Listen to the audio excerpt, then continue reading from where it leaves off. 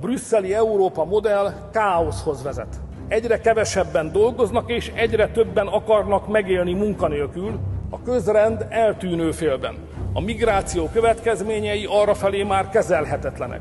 Az adóssághegy csak nő és nő, a befektetők pedig Európából Amerikába és Ázsiába viszik a pénzeiket. A brüsszeli bürokraták kereskedés és kapcsolatépítés helyett bezárkóznának. Ahelyett, hogy felkötnék az alsó neműjüket, megsértődnek és azokra fenekednek, akik a szemükbe mondják az igazságot. 2030-ra a világ 10 legnagyobb gazdasága között nem lesz ott Anglia, és nem lesz ott Franciaország. Németország is épp, hogy befér, 10-ként. Erre nem lehet igent, csak nemet lehet mondani.